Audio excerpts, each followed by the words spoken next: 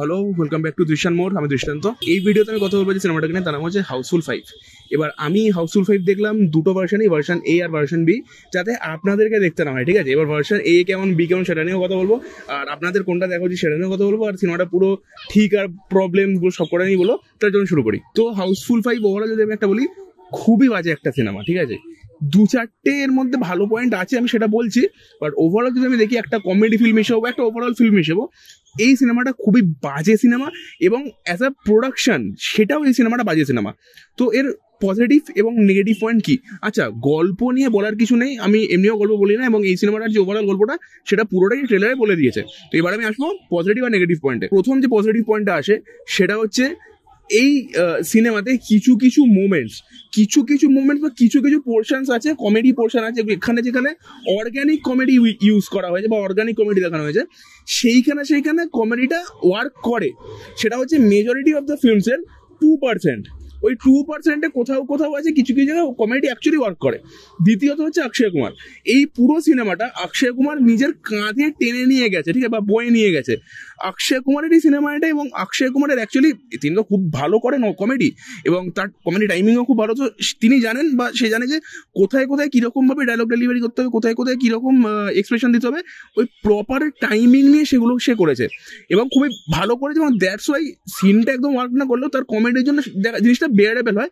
এবং অক্ষয় কুমারের জন্য কিন্তু সিনেমাটা এট দি এন্ডে গিয়ে দেখা গেছে, তার কাজ আমার বেশ ভালো লেগেছে। And third and last positive point is, এই সিনেমার যে লাস্টে গিয়ে কিলারটা, যে কে খুনটা করেছে বা করছে, ওই কিলারের যে সাসপেন্সটা, যে কে কিলার, সেটা একদমই বোঝা যায়নি বা জানতে দেয়নি এখানে।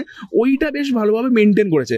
আপনার সবার ওপরেই সন্দেহ হবে এবং আপনি কনফিউজ হবেন যে এটা কে করেছে, বাট অ্যাট দি এন্ডে আপনি প্রপারলি কিছু গেস করতে পারবেন যে এই করেছে। তো এইটা বেশ ভালো, যে কে কিলার বা এক্স্যাক্ট কিলার সেটা এই সিনেমাটা বেশ ভালোভাবেই হোল্ড করে রাখতে পেরেছে। অ্যান্ড নাও বাকি যে কটা পয়েন্ট আছে, সব কটা পয়েন্টই হচ্ছে এই সিনেমার নেগেটিভ পয়েন্ট। এবার নেগেটিভ পয়েন্ট এই সিনেমাতে ভাই গুণে শেষ করা যাবে না। প্রথমত, প্রচন্ড পরিমাণে ক্রিঞ্জ, মানে যা তা লেভেলের ক্রিঞ্জ।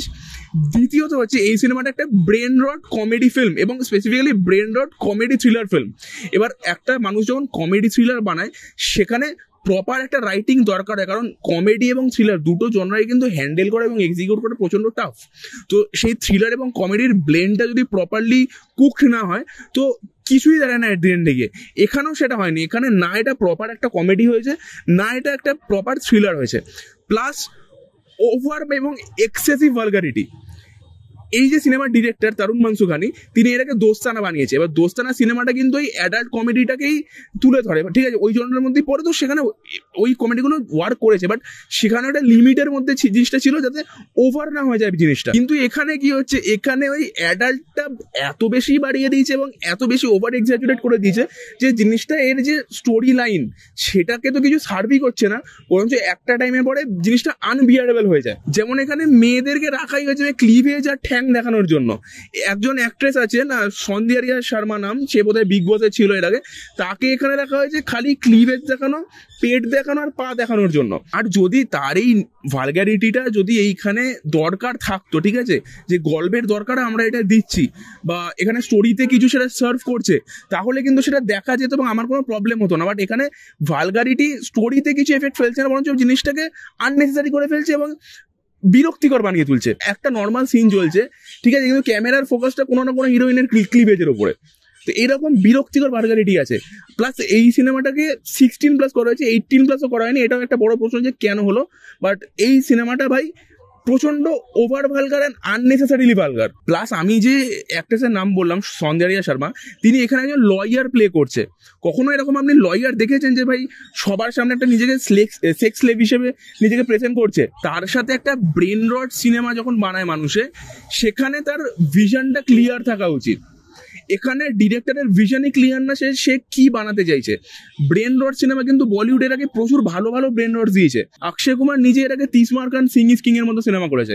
এবার আমরা যদি আরো আগে যাই, গোবিন্দা কাদের খান, ডেভিড ধাবানের যে সিনেমাগুলো, ওগুলো প্রত্যেকটা ব্রেন রট, বাট ওই সিনেমাগুলো এত ভালো রাইটিং হতো যে ভাই ওই ব্রেন রট গুলো আমাদেরকে এন্টারটেন এবং এনগেজ করতো, আর আমরা মজা পেতাম। ইভেন এখন আমরা মজা পাই, এবং ওগুলোতে অ্যাকচুয়ালি জেনুইন কমেডি থাকতো।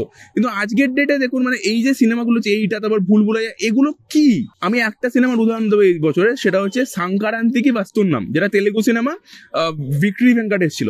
ওই সিনেমাটা দেখবেন, জেনুইন কমেডি, কোনো ভালগারিটি নেই, কিচ্ছু নেই, কোনো ইভেন স্ল্যাংসও খুব একটা স্ল্যাং নেই বলতে গেলে, কোনো অ্যাডাল্ট জোক নেই, কিচ্ছু নেই, জাস্ট জেনুইন অর্গানিক কমেডি আছে সিনেমাটার মধ্যে, যে সিচুয়েশনের মধ্যে দিয়ে আমি কমেডিটাকে দেখাচ্ছি, আর অ্যাকচুয়ালি আপনাদের হাসি পাবে সিনেমাটা দেখলে।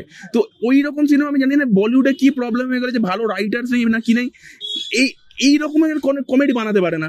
ইভেন এখানে যেখানে যেখানে কমেডি দেখানো হচ্ছে, একমাত্র কোনো অক্ষয় কুমারের জন্যই জিনিসটা লাফেবেল হচ্ছে, যতটুকু লাফেবেল হয়েছে আর কি। সিনেমাটা অ্যাট দি এন্ড থেকে this is not a comedy film, comedy হয়নি সিনেমাটাতে। ইভেন যেটা আমি বললাম যে থ্রিলারের কেসটা চলছিল, যে একটা খুন হয়েছে আর সেইটাকেও এখানে মেনটেন করতে পারেনি। মাঝে মধ্যে কমেডি থ্রিলারের ওপর ওভারল্যাপ হয়ে গেছে, মাঝে মধ্যে ওই সিরিয়াসনেসটা কমেডির মধ্যে ওভারল্যাপ হয়ে গেছে, দিয়ে তার মাঝখানে পড়ে গেছে ভালগারিটি, দিয়ে ব্যাপারটা একটা জগা খিচুড়ি হয়ে গেছে। এবার আমি আসি এর প্রোডাকশনাল প্রবলেম। এই একে তো আমরা এই নাডিয়াডওয়ালা গ্র্যান্ডসনের স্ক্যাম প্রোডাকশনের ব্যাপারে আমরা জানি যে দেখায় বিশাল লাভিশ, বাট অ্যাট দি এন্ডে গিয়ে সেরকম কিছু খরচা করে না। একটা বিশাল বড় স্টার কাস্ট নিয়ে নিয়েছে, বাট অ্যাট দি এন্ডে গিয়ে সেরকম খরচা করেনি। পুরো স্টার কাস্টকে ওই অন্য সিনেমাগুলো যেরকম একটা বাংলোর মধ্যে ঢুকিয়ে দেয়, এখানে একটা শিপের মধ্যে এবং সেটের মধ্যে ঢুকিয়ে দিয়েছে। সেই ওই ভর্তুকির চক্করে বা সাবসিডির চক্করে লন্ডনে শুট, এবং এত বাজে এই সিনেমার প্রোডাকশন, যে বাজে সিজিআই তো আছে, এবং কালার গ্রেডও এত বাজে করেছে এখানে কিছু কিছু জায়গায়, যে যেগুলো প্র্যাকটিক্যাল জিনিস, ধরুন সিঁড়ি বা লাইট, ওগুলো পর্যন্ত সিজিআই মনে হচ্ছে। প্লাস যে বড় ব্লান্ডার এই সিনেমাতে হচ্ছে, সেটা হচ্ছে সাউন্ড মিক্সিং। এখানে 80% ডায়ালগ লিপসিং নেই, 80% ডায়ালগ লিপসিং নেই। আর এরকম প্রচুর জায়গায় যেখানে ক্যারেক্টারের মুখ বা অ্যাক্টারদের মুখ পুরো বন্ধ, সেখানে পর্যন্ত ডায়ালগ চলছে। তার সাথে ক্যারেক্টার ওয়েস্টেজ আছে, মেনলি হচ্ছে সঞ্জয় দত্ত আর এখানে আমাদের ভিডু, মানে জ্যাকি শ্রফের ক্যারেক্টারটা, ওগুলো পুরো ওয়েস্ট ক্যারেক্টার। নানা পাটেকারের ক্যারেক্টারটাও সেম, মানে আমি জানি না নানা পাটেকারের মতো অ্যাক্টাররা এই লোকটা HMB 29কে রিজেক্ট করে দিয়েছে আর এই ধরনের সিনেমা করছে। ইভেন চিত্রাঙ্গদা সিং এর মতো অ্যাক্ট্রেস, বা নানা পাটেকারের মতো অ্যাক্টার, বা অভিষেক বচ্চনের মতো অ্যাক্টাররা যারা একদিকে খুব ভালো ভালো সিনেমা করে, তারা এই ধরনের সিনেমা করছে ভাই পয়সার জন্য। ইভেন শ্রেয়াস তালপাড়ে, আপনাদের সিনেমাতে ফিলই হবে না যে শ্রেয়াস তালপাড়ে বলে কোনো অ্যাক্টার আছে। তাকে এতটাই সাইডলাইন করে দিয়েছে, যেখানে শ্রেয়াস তালপাড়ের মতো অ্যাক্টাররা দারুণ কমেডি করতে পারে। ইভেন কমেডি যেটা বলছিলাম অ্যাক্টারদের ক্ষেত্রে, জনি লিভার, শ্রেয়াস তালপাড়ে, ওদিকে আমাদের আখড়ি পাস্তা মানে চাঙ্কি পান্ডে, এদের আপনি এদের কমেডিতে ভাই হাসি পাচ্ছে না, এদের কমেডিতে হাসি পায় না। তো এত বাজে রাইটিং এই সিনেমাটার। এবং তার সাথে অ্যানিমাল ক্রিউয়েলটি, এরা তো ডেসক্রিপশনে দেখিয়ে দিয়েছে যে আমরা কোনো অ্যানিমালকে হার্ট করিনি, ঠিক আছে, বা আমরা অ্যানিমাল হার্টকে প্রমোট করি না, কিন্তু এখানে একটা তোতা পাখি মানে ম্যাকাওয়ের, ব্লু ম্যাকাওয়ের সিন আছে, ওখানে রীতিমতো ম্যাকাওটাকে মারা হচ্ছে তাকে। ওটাকে ওই আননেসেসারিলি হাউসফুল 1-এর সাথে কানেক্ট করতে গেছে, বাট হাউসফুল 1-এর ব্যাপারটা হয়ে গেছিল অ্যাক্সিডেন্ট। ওই বাঁদরের সিনটাকে এখানে রিক্রিয়েট করা হয়েছে, বাট ওগুলো ছিল অ্যাক্সিডেন্ট। আমি বাঁদরের সিনটা ঠিকঠাক ছিল এখানে ছেড়ে দিলাম, বাট এখানে ভাই ম্যাকাওটাকে রীতিমতো খুন করা হয়েছে, আর খুনের আগে তাকে পেটানো হয়েছে। এই ধরনের সিন অ্যাকচুয়ালি সিনেমাটায় আছে, এবং আমাদের এই অ্যানিমাল লাভার যারা আছে তারা রীতিমতো চুপ আছে সিনেমাটা দেখার পরে। এবার যে লাস্ট কথাটা, সেটা হচ্ছে ভার্সন এ আর ভার্সন বির মধ্যে ডিফারেন্স কি, এবং আপনাদের কোনটা দেখা উচিত। ভার্সন এবং ভার্সন বির মধ্যে ডিফারেন্ট এটাই যে মেন যে কিলার সেই খালি ডিফারেন্ট, বাকি পুরো সিনেমাটা হচ্ছে 99% সেম। এবং this film is a scam and a marketing gimmick, that's all. খালি এর কিলারটাই হচ্ছে চেঞ্জ, বাকি পুরো cinema same. First half second half দুটোই সেম, কিন্তু আপনাদের কোনটা দেখা উচিত আমি বলবো আপনারা বি ভার্সনটা দেখুন, কারণ বিআরে তো পুরোপুরি সেম, খালি বিতে যে কিলার যাকে দিয়েছে তার যে মোটিভটা সেটা আরেকটু বেশি স্ট্রং দ্যান দ্য ভার্সন এ, এটাই হচ্ছে ডিফারেন্স। বাকি পুরো সিনেমাটাই same, and this film is actually overall scam and a marketing gimmick. So overall আমার রিভিউ হচ্ছে এই সিনেমাটার ক্ষেত্রে, this film is a very bad film. 2-4টে জায়গা আছে যেগুলো ওয়ার্ক করেছে, but overall very bad film. এবং এই সিনেমাটায় যাদের হাসি হবে তারা হচ্ছে বোকাচোদা, সোজা কথা। আমার রেটিং এই সিনেমাটাকে 3 out of 10। আপনাদের কেমন লাগলো আমাকে কমেন্ট বক্সে জানাবেন। আজকের জন্য আসি, দেখো অন্য কোনো ভিডিওতে, টাটা।